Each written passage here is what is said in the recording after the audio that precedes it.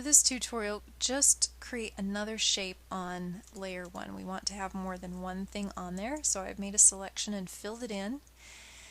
When you move something around in Photoshop, you can pick part of the layer to move. You don't have to actually move the entire layer, which is what I'm doing right now. So with one of my selection tools, I will create a selection around the object I want to move, grab my Move tool, and then I can move it. Hit deselect, Command D. The background is a little bit different than the other layers in your panel. So for this one, set your color so that black is your background color, and then grab your rectangular marquee, make the selection around your square and your Move tool and move it. This time you got a black hole because the background layer cannot have empty pixels, and so when you move something, instead of leaving an empty hole, it will try and fill it with whatever color is in the background. So if you're on the background layer and this is happening, that is why. I'm going to undo this by hitting Command Z and then deselecting. When you move things using your selection tool, there is a shortcut, again, I would recommend learning. I'm going to create a selection around this circle. I've changed to that layer so I can grab it. This time, instead of actually coming up here to get my Move tool, I'm going to hold down Command, and you'll notice that my mouse cursor has changed to a Move tool with a little scissors sign by it. So I know if I click and drag, that's going to move. Now I can make copies of this by a couple different ways. I can copy like we've always done, Command C, Command V, or going up to my edit menu and using those. Once I've pasted that, it will be a new copy and a new layer. But sometimes we want to make copies of something without making additional layers. If you want to do that, so you're not making a lot of layers, you can create a selection around one of your objects, hold down the Command and Option keys, which will create copies without making a new layer.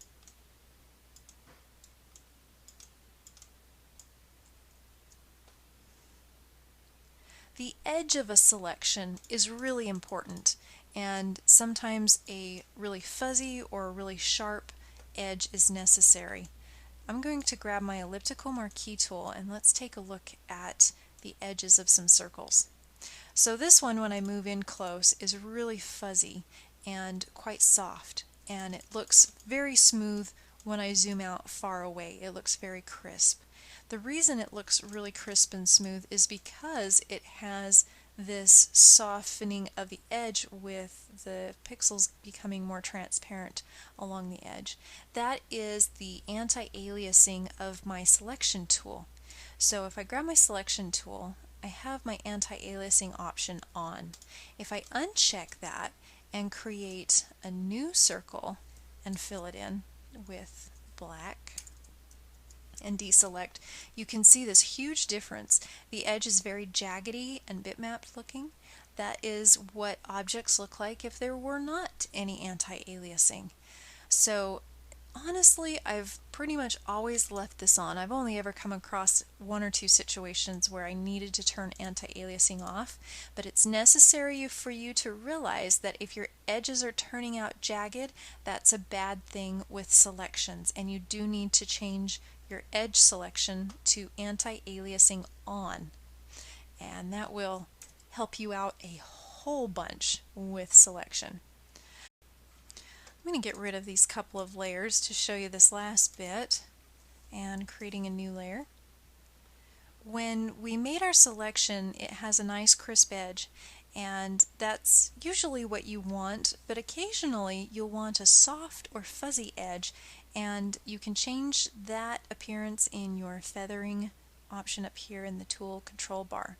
So right now it's at 0, which gives you a crisp edge. If I change this by clicking and dragging or simply by typing it in and create my selection, you're going to notice a couple of things. When you have the feathering option up higher, you might see some rounded corners here on this square, but when you fill in with color, I'm going to zoom in just a tiny bit, you can see that the color goes beyond what you can actually see with that selection edge. So deselect so we can take a quick look at this.